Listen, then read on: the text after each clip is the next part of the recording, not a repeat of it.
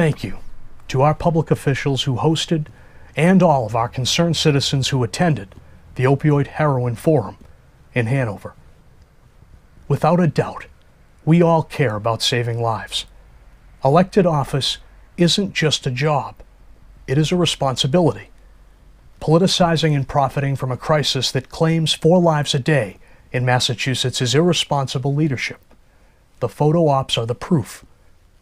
The agencies and institutions tasked with saving lives are actually putting them at risk, though I believe that this is not intentional.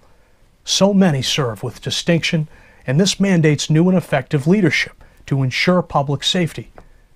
The pharmaceutical companies make Massachusetts the 5th most profitable in doctor kickbacks, while at the very same time, 80% of those addicted to heroin began with a prescription opioid. Oxycontin, Percocet, oxycodone, and others weren't disclosed with integrity, but to churn billion-dollar profits when a morphine patent expired.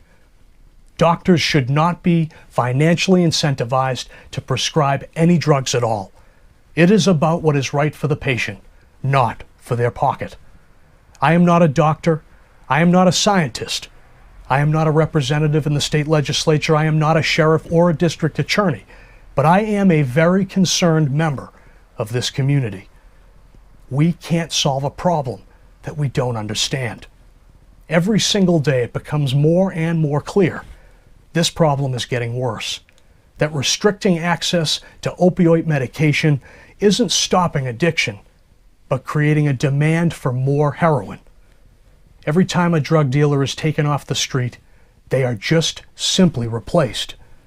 This demand risks the lives of our law enforcement officials, whom deserve all of our respect for the risks that they take to keep our towns and cities safe. Heroin and opioids are not a convenient excuse to attack marijuana, and if any pictures should be taken at any forums, it should be of the people in this community that are fighting to protect their loved ones and their families.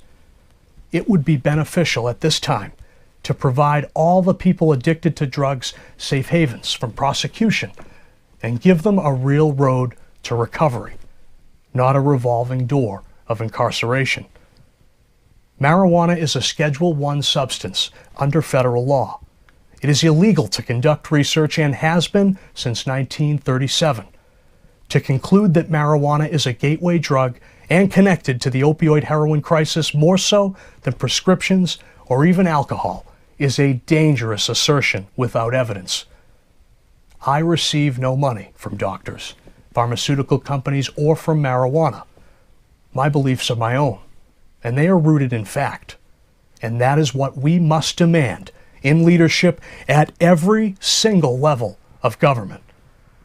I am a candidate for the United States Congress because I don't hope that our leadership will eventually figure it out, but because I believe we can do more to save lives now. This conversation isn't politically advantageous, which is exactly why it must start now.